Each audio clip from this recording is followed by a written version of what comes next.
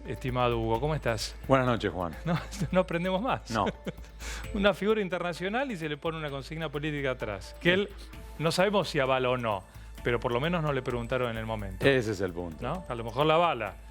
Hugo, vamos a lo nuestro, mejor dicho, Sí. tu información en relación a una de las empresas emblemáticas de Cristóbal López, que es en este caso Ideas del Sur. Sí, también teníamos un comentario para hacer sobre Sergio Moro, el juez federal. Claro. Bueno, porque vos lo entrevistaste al juez Sí, Moro, que fue exactamente. quien empezó con la denuncia contra Lula y la primera condena que él pidió de 9 años. Exactamente, y me gustaría aprovechar este momento, Juan, para recordar esos tramos, dos en particular, de la entrevista con Sergio Moro, que es el gran juez brasileño a cargo de Lava Jato. Esa investigación que nosotros recordamos, que comenzó allá por marzo de 2014 como algo nimio, menor, anecdótico, hecho por un juez federal de Curitiba, es decir, no uno de esos grandes centros de poder brasileños, pero que empezó a tirar de la cuerda, y lo que invito a que nos van a ver ahora, que presten atención a dos ejes que son los relevantes. El primero, cuando él aborda la necesidad de encarar una investigación sistémica. Es decir, no te quedes en la anécdota, no te quedes en, por ejemplo, el ladrón de una billetera o, por el contrario, por ejemplo, un trapito, sino anda a lo sistémico, anda, por ejemplo, a la red de corrupción policial que permite que existan los trapitos en las calles. Entonces, ese es el primer punto. Y el segundo, cuán determinante es la presión social, la opinión pública, para que investigaciones de esta sensibilidad, que enfrentan grandes poderes, sí sea posible. Bien, esta es parte de tu entrevista con el juez Sergio Moro, lo escuchamos. Que aclaro también con Guillermo Idiart, un gran colega de Internacionales del Diario, que el crédito lo merece. Perfecto. Lo vemos. Analizó el Manipulite y ahora protagoniza el Lava Jato.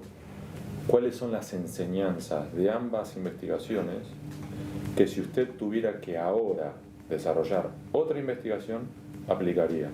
O caso italiano ilustra, a meu ver, isso foi colocado com muita ênfase, que é preciso ter um processo judicial eficiente em relação a essa criminalidade, mas ele não é, por si só, suficiente para superar um quadro de corrupção sistêmica. Outras instituições, a sociedade civil organizada, o setor privado, a população, todos têm uma responsabilidade para superar esse tipo de problema. Usted remarcó como factores la cooperación internacional, la legislación necesaria, delación premiada, leniencia y demás, y remarcó la opinión pública, el factor de la sociedad. ¿Qué significa eso? A opinião pública é importante nesses processos envolvendo pessoas política e economicamente poderosas para prevenir obstrução à justiça. Porque essas pessoas conhecem o sistema, têm condições muitas vezes de explorar as falhas do sistema judicial, sejam falhas jurídicas, sejam eventuais interferências indevidas e legítimas do sistema, e a opinião pública acaba funcionando como uma espécie de escudo de proteção à investigação e aos processos. Bien claro el juez Sergio Moro, quien empezó con su investigación y que la consecuencia es clara, la que se ve hoy, la cárcel para Lula da Silva. Entonces demuestra una notable diferencia entre lo que puede ocurrir en Brasil, donde un expresidente que tiene amplias probabilidades de ganar la presidencia si pudiera competir, termina en prisión. Como así también múltiples empresarios, entre ellos el más poderoso o uno de los más poderosos de América Latina, Marcelo Odebrecht. Ahora, eso ocurre en Brasil. Y mientras tanto en Argentina estamos discutiendo cómo se liberó al zar del juego, Cristóbal López, y además qué ocurrirá con su imperio. Un imperio construido, a su vez, con los impuestos que dejó de pagar. Entonces acá vemos una notable diferencia entre lo que ocurre en Brasil, donde hay un poder judicial que con dificultades, avances y retrocesos sí logra investigar al poder, y lo que ocurre aquí en Argentina. ¿Bien? Bien. Y vamos a marcar ahora sobre Cristóbal López en particular con la justicia argentina. Hoy hubo un nuevo traspié, es decir, se siguen sumando.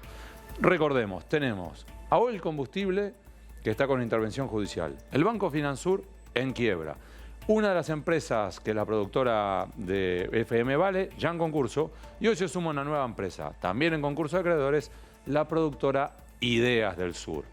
Lo que tenemos, y ahora vamos a estar viendo, Sí. que es el juez en lo comercial, es decir, el juez a cargo de controlar los números de esa empresa para ver si tiene que quebrar o no. Hoy dispuso Javier Consentino el ordenar el concurso preventivo de Ideas del Sur. Es decir, vamos a intentar rescatar esta compañía, ordenarle los números con un síndico y ver si logramos evitar que colapse. Que cierre Ideas del Sur. Sí, recordemos, esta empresa, porque más de uno ya me lo ha preguntado, incluso algunos de los editores, es, en esta empresa, primero, ¿quiénes están? ¿Está Cristóbal López o Ignacio Rosner? 1, está Cristóbal López. 2, ¿qué pasa con Marcelo Tinelli? Sí.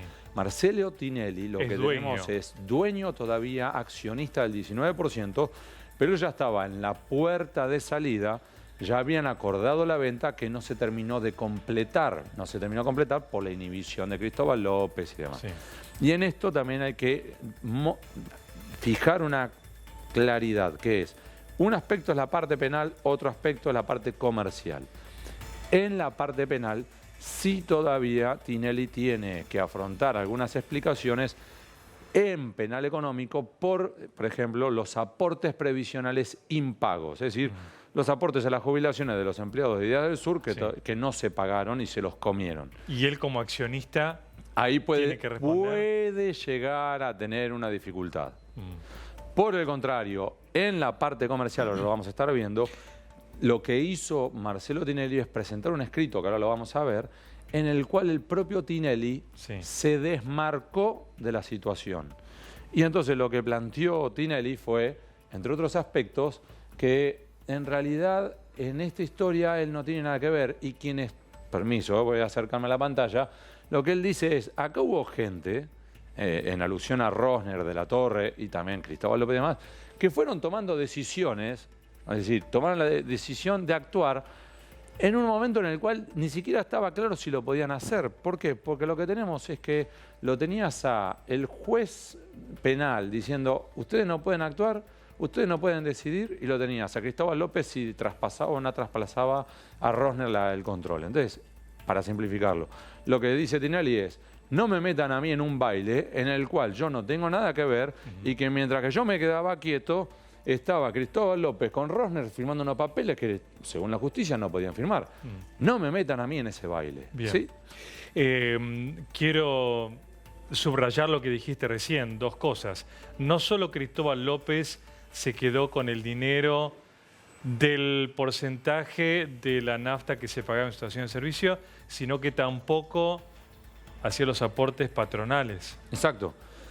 La Digo, a ver, metodología de trabajo. Es que, o sea, la idea general de Cristóbal López y las empresas es, me quedo con todo lo que no es mío y no lo pago. Juan, sea de la Juan, nafta, te lo digo sea de otro aportes modo. patronales. El socio de Cristóbal López mantenía reuniones, estas como de reuniones para generar espíritu corporativo. Entonces organizaba reuniones una vez cada tanto, los viernes, en Madero Tango, donde se reunía, por ejemplo, 2 gerentes, 2 empleados y él. Entonces era la idea que cada uno pudiera preguntar lo que quisiera. Uno de los empleados le terminó preguntando en un momento, ¿por qué no me estás pagando los aportes previsionales? Porque se había dado cuenta. Claro. Y lo que este hombre, Fabián de Sousa, le terminó diciendo fue básicamente justificarle lo mismo que hicieron con los impuestos. Yo no pago los aportes previsionales, después me meto en alguna moratoria y me apalanco con el dinero ese para comprar y hacer más negocios. O sea, que enfrente del empleado al cual estaba comiendo los aportes jubilatorios le dice, yo estoy usando tus aportes para mis negocios. Increíble. Entonces, lo que tenés es que, en definitiva, Cristóbal López, y te lo complejizo más, también se comió el dinero de los impuestos de los peajes. Es decir, cada vez que vos pasás por un peaje y tenés una empresa privada, vos pagás, suponte, 30 pesos. Hay un porcentaje que en realidad es impuesto. Entonces, no queda para la empresa para faltar. Hay que mandarlo al Estado. Sos agente de retención. En vez de pasárselo al Estado, se lo comía. Con lo cual tenés a Cristóbal López que se quedaba con el dinero de los peajes, con el dinero de los impuestos y con el dinero de las jubilaciones de sus propios empleados. Con esa masa de dinero empezó a comprar empresas. Ese es el contexto general. Veo que te estás indignando. No. Estoy tratando de controlar porque, digamos, por respeto a toda la audiencia que estará pensando o diciendo en su casa lo que pensamos nosotros, ¿no? Porque es fácil hacerse rico con la plata de los demás, ¿no? Que debería llegar al Estado y se la quedaron. Aún así, bueno, gozan de la libertad porque, digamos, también la justicia siempre, como decíamos, es el arte de justificar la impunidad, ¿no? Vamos a ser breves ahora, porque nos queda poco tiempo. Sí. Lo que tenemos acá como esencia es, número 1, el juez del concurso de Ideas del Sur ordenó la inhibición general de los bienes. ¿Tenemos placas de esto? Sí. Vamos la con esas inhibición placas, general, ahí está.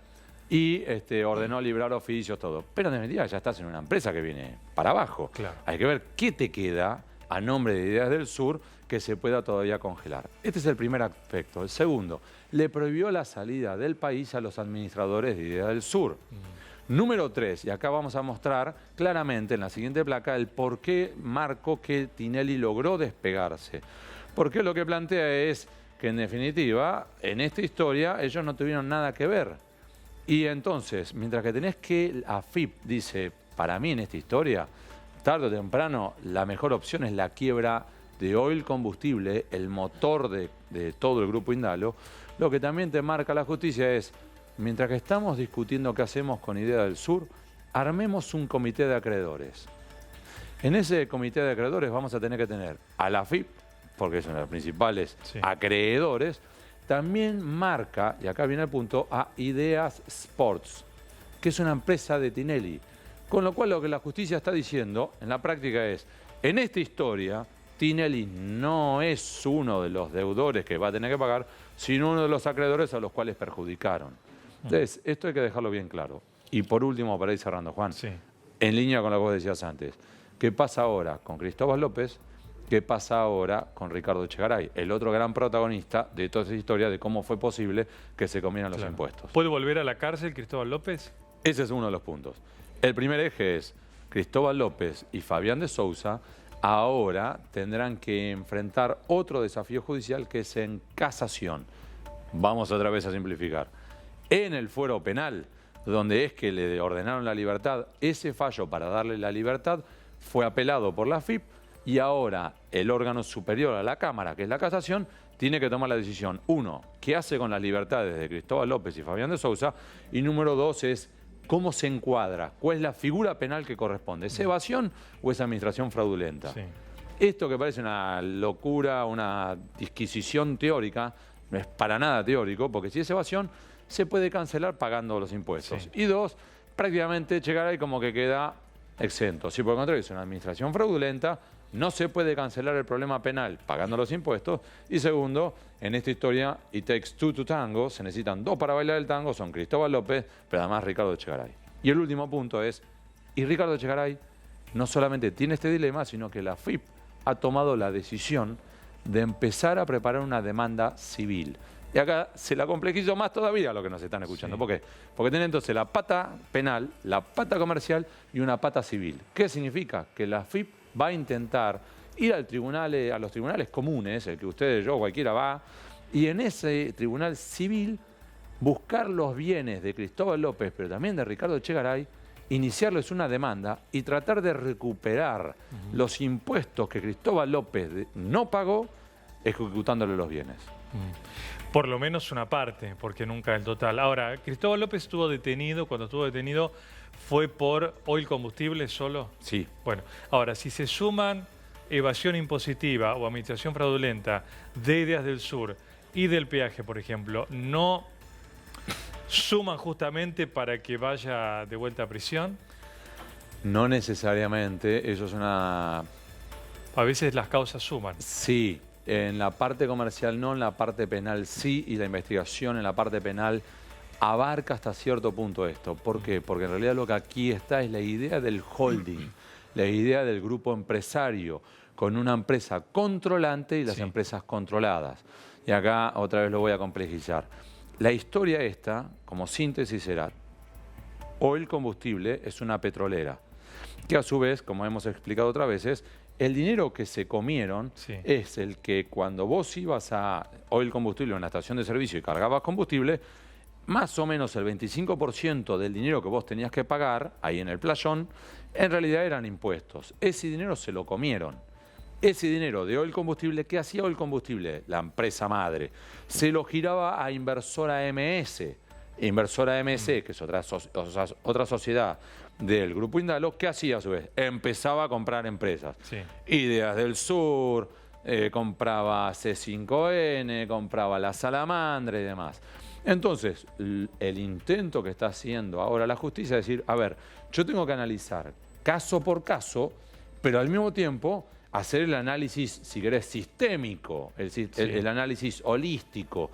Porque si yo tomo solamente, por ejemplo, el combustible, sí, puede que implosione el combustible, pero ¿qué pasa con todas las demás? Bien. Entonces, lo que está intentando ahora la FIP, y con esto cierro, es decir, a ver, veamos todo esto como un paquete y entre todo esto tratemos de, en efecto, recuperar la fortuna de miles de millones de pesos que Cristóbal López le debe al Estado. En realidad le debe a todos nosotros. A todos. La última y breve, Hugo. De todo esto que se quedó Cristóbal López, ¿empezó a volver algo? No. Nada. No. Porque cualquier persona que no paga los impuestos te embargan, te hacen un plan de pago y empezás a pagar algo. Bueno, al día de hoy, de toda la que se llevó... Te entiendo perfecto y con esto te termino de indignar. Tratar de que no te salte la térmica. Sí, hay que seguir trabajando. Sí, bueno, pero lo que él planteó es, yo venía bien, venía con algunos problemitas, puede ser que necesitaba algún plan adicional de pago, tenía los regímenes de asistencia financiera, la voy a simplificar. En realidad, mi debacle, esto lo dice Eduardo Fabier Dubois, el abogado de Cristóbal López, por escrito en un expediente. Lo que llegó a decir fue, mi debacle es culpa de la FIP y la prensa, porque la FIP, por culpa de la prensa que reveló mi situación, me impidió tener otro plan de pago. Como entonces la prensa me prendió fuego y me generó un daño reputacional y la FIP a su vez me prohibió obtener un nuevo plan de pago, es que yo entré en la debacle. Ergo, ustedes, prensa y AFIP son los responsables, no yo. Lo puso por escrito. Bueno, sí, la verdad es que es una tomadora de pelo de todo el mundo y es increíble. Sabía que te ibas a indignar. Sí, sí, sí. Y la dejamos ahí por ahora, Hugo. Gracias. Que tenga buena noche, Juan.